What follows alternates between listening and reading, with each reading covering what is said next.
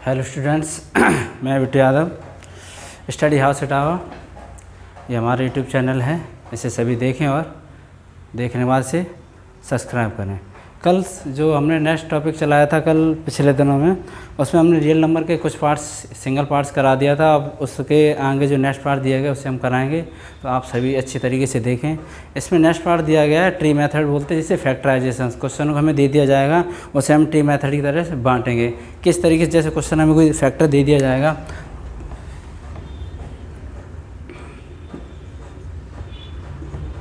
जैसे ये क्वेश्चन दे दिया गया हमें, तो इसे क्या करेंगे, इसे हम बांटेंगे। मतलब इसका ये विखंडन विधि बोलते हैं इसे हम, जैसे अलग अलग पार्ट्स में डिवाइड कर लेते हैं। तो क्या करते हैं हम यहाँ पे ये चेक करेंगे। सबसे पहले इस वैल्यू को देखेंगे ये ओड है या इवन है, कि ओड इवन को हम जांचने के लिए एक क्रम में अपनाते हैं कि हम पीछे डिजिट चेक करेंगे। यहाँ पर डिजिट 4 है, 2 4 6 8 है, तो वो इवन नंबर होता है। 1 3 5 7 तो वो ओड नंबर होता है। तो यहाँ पे 4 है तो श्योर है, तो 2 से कैंसिल हो जाए, तो यहाँ पे हम 2 लिख लेंगे, उसे हम बंद करेंगे और कैंसिल करेंगे। तो इसे यहाँ पे हम ये इसी तरीके से हम उसे बांटते चले जाएंगे। अब ये 2 वैल्यू अपने आप पूर्ण हो चुकी है, कंप्लीट हो चुकी है। तो नेक्स्ट फैक्टर इसे हम बांटेंगे अलग अलग। यहाँ पे फिर चेक करेंगे, यहाँ देखो 2 है तो ये सम संख्या है, मतलब इवन नंबर, तो इसे फिर 2 से कैंसिल करेंगे। इसी तरीके से हम आगे नेक्स्ट करते चले जाएंगे। ये भी कंप्लीट हो गया। इसी तरीके से फिर इसे हम कैंसिल करेंगे। ये क्या 6 है तो ये इवन नंबर है, तो 2 से फिर कैंसिल करेंगे इसे हम। उसके बाद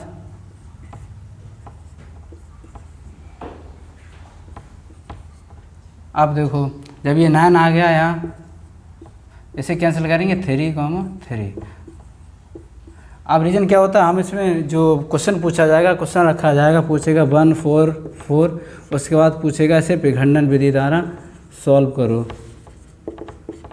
तो अब इसे हम 4 लिख देंगे। अब जैसे हम फैक्टर जो करते हैं वो जनरल कंडीशन यही होती है, तो हम क्या करेंगे, इसके लास्ट वाली डेट हम पूरी नोट कर सकते हैं। 1 2 3 4 और 5, तो इसे हम करेंगे 2 × 2 × 2 × 2 और मल्टीप्लाई 3। तो इसे हम जैसे मल्टीप्लिकेशन 2 2 जा 4, 2 दूनी 4, 2 दूनी 8, 8 3 24।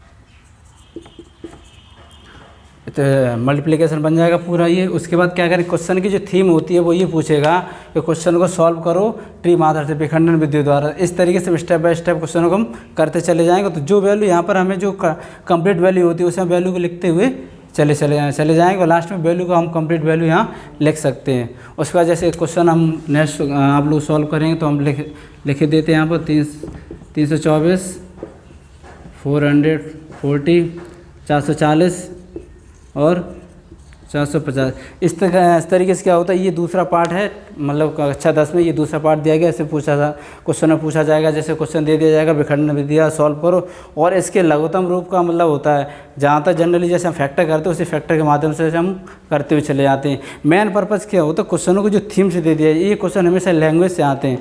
तो लैंग्वेज से जब क्वेश्चन आएगा तो पूछ लेगा, जैसे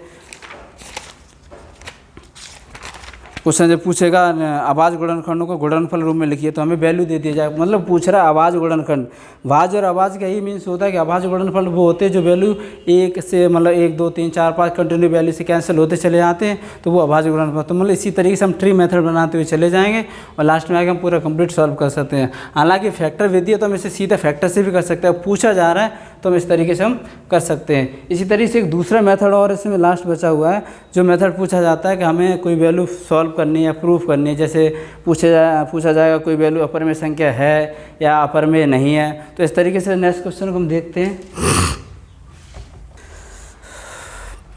तो क्वेश्चन दिया गया हमारे, क्वेश्चन है √3 अपर में संख्या है, सिद्ध करो। तो हमने पिछली क्लास में बताया था परमेय और अपरमेय में बहुत अच्छा अंतर बताया। जो वैल्यू जिसका कोई मान या निश्चित हो या कोई उसकी वैल्यू का मान निश्चित न दिया जाए तो वो इसमें डिफरेंस मैंने बताया था। जो भी रूट की वैल्यू होती है वो सारी वैल्यू अपर में होती है। जनरली एग्जांपल सभी ने सुना था।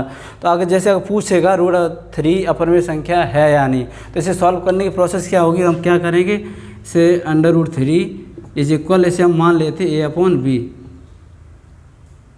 इसे लेट मतलब सॉल्व करने के लिए अपनी तरफ से डिजिट मान लेते हैं। अब क्या करेंगे, इसे हम इक्वल कर लेते हो तो हम b का यहाँ मल्टीप्लाई कर देंगे, तो ये हो जाएगा b√3 इजिकल टू a।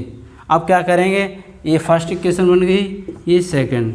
अब क्या करेंगे समीकरण 2 को हम समीकरण 2 को वर्क करने पर,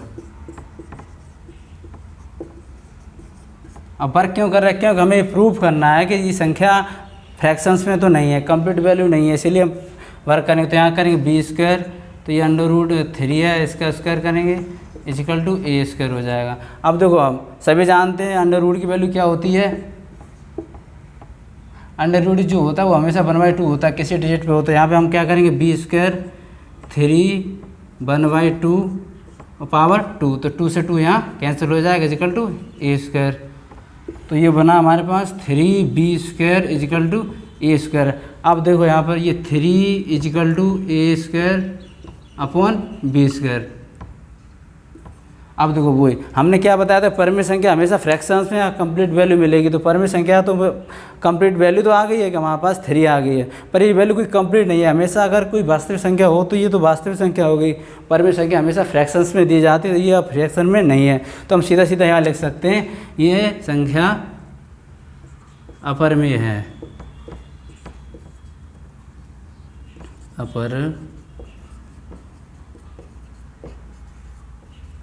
अपरिमेय है। तो जनरली हम क्वेश्चनों को यही थीम बना के चलेंगे, क्योंकि हम सॉल्यूशन का हमारा यही माध्यम रहता है कि अगर कोई वैल्यू हमें दी जा रही है, अब यहाँ पर वैल्यू कई तरीके से भी दे दी जा सकती है। जैसे हमने ये क्वेश्चन यही दिया है, तो क्वेश्चन लिखा होता है, हो सकता है √3 - 5 या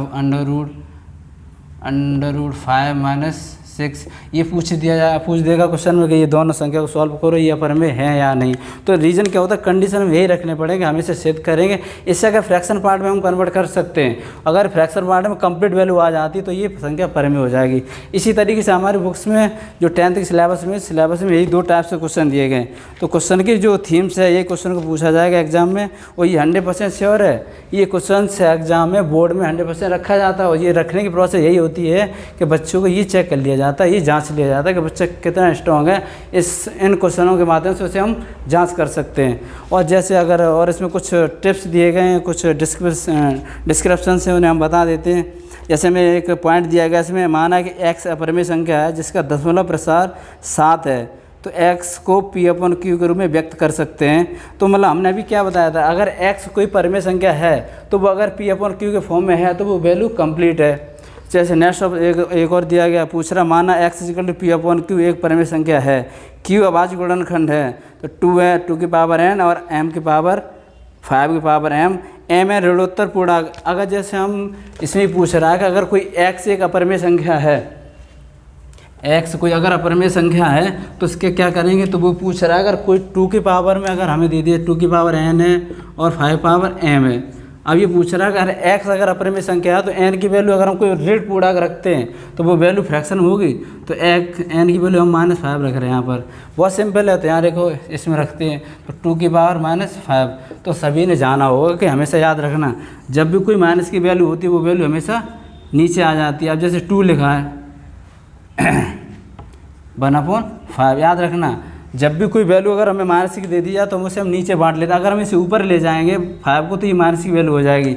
ये हमेशा जब ऊपर जाएगा तो हमेशा माइनस का आएगा, और माइनस से जब नीचे आता है वो हमेशा प्लस का हो जाएगा। तो ये देखो हमें सीधा फ्रैक्शन मिल गया यहाँ पर, तो ये क्या संख्या हो जाती है, अपरिमेय संख्या हो जाती है। अब इसी तरीके से एक और प्रोसेस दे रहा है, अगर ए भी कोई धनात्मक पूर्ण संख्या है, ए भी अगर कोई धनात्मक पूर्ण संख्या है तो उसे हम कैसे व्यक्त करेंगे, वो परिमेय संख्या होंगी या नहीं होंगी। जैसे मान लिया a हमें दिया गया 20 और b दिया गया 40, और पूछ रहा है पूर्णांक संख्या है, कंप्लीट वैल्यू अगर पूछ रहा है अगर HCF और LCM हमें यहाँ 20 दे रहा है। इसमें एक फार्मूला होता है, याद रखना। अगर क्वेश्चन अगर पूछेगा कि ए भी कोई पूर्ण संख्या है, उसमें से HCF हमें फाइंड करना है और LCM दिया गया, इसका फार्मूला होता है बहुत सिंपल। फार्मूला याद रखना, a × b = ये HCF × LCM, बहुत सिंपल है। क्योंकि हमें HCF फाइंड करना है यार, यहाँ LCM भी पूछ सकता है। तो हम वैल्यू पुट कर देंगे 20 × 40 is equal to H C F पूछ रहा है तो हम एच सी एफ यहीं वैसे वैसे लिख लेंगे। एच सी एफ हमें दिया गया 20, तो हमें एच सी एफ यहाँ से हम फाइंड करेंगे एच सी एफ, तो ये हो जाएगा 20 मल्टीप्लाई 40 अपॉन 20, तो 20 से 20 कटेगा, तो हमारा एच सी एफ कितना आ गया 40। तो जनरली क्वेश्चन की थीम क्या रहती है, वो पूछ लेगा अगर ए भी कोई पूर्णांक दे दे या ए भी कोई वैल्यू हमें दे दे, अगर यहीं पे हमें एच सी एफ एलसीएम एक साथ दे दिया जाए तो वैल्यू को हमें और हमें ए भी पूछ लेता है। इस तरीके से हम क्वेश्चनों को फाइंड कर सकते हैं। इसमें एक रीजन और दिया गया है, एच सी एफ संख्याओं का प्रत्येक अवैनिष्ट अभाज्य गुणनखंड की सबसे छोटी घात का गुणनफल होता है। याद रखना एच सी एफ हमेशा हम सोचते भले ही H C F highest common factor होता है, ये लोअर्स्ट कॉमन फैक्टर होता है। एच सी एफ का जो भी डिजिट होता है वो अपने आप में कंप्लीट होता है। तो वो ये पूछ रहा है कि एच सी एफ प्रत्येक अवैनिष्ट अभाज्य गुणनखंड, एच सी एफ अगर हमें कोई दे रहा है, अगर पूछ रहा है, अगर सॉल्व पूछता है सॉल्व करो इसे, तो एच सी एफ अपने आप में पूर्ण होगा, चाहे भले वो ओड से कटे या इवन से कटता, सम या विषम से किसी भी से ये कैंसिल होता है, वो वैल्यू अपने आप में पूर्ण होती है। इसी तरह एक पॉइंट और दे रहा है, पूछ रहा है कि एलसीएम संख्याओं के संबंध में प्रत्येक अभाज्य गुणनखंड सबसे बड़ी घात होती है। याद रखना जब भी हम एलसीएम फाइंड करते हैं तो हम याद रखना जब एलसीएम फाइंड करेंगे तो जहाँ 4, 5, 6 ये 3 वैल्यू का साथ लेकर हम एलसीएम फाइंड करते हैं, लास्ट में जो हमारी वैल्यू निकलती है इन वैल्यू से वो वैल्यू हमेशा बड़ी होती है। तो वही क्वेश्चन में डिस्क्रिप्शन दे रहा है, वो पूछ रहा है कि एलसीएम अभाज्य गुणनखंडों की सबसे बड़ी घात होती है, तो जब इन्हें फाइंड करेंगे तो ये घात के रूप में बड़ी निकलेगी। एक लास्ट ऑप्शन दे रहा है इसमें, ये कह रहा है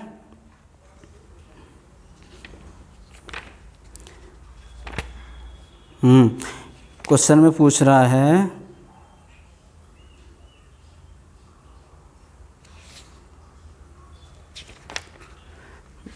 एक लास्ट स्टेप और है बस क्वेश्चंस का।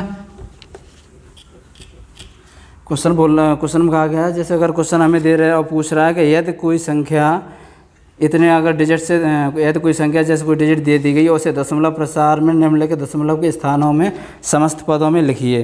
कोई अगर जैसे हमें वैल्यू दे दी जाती है और पूछ ले रहा है उसे हम डेसिमल में चेंज करेंगे।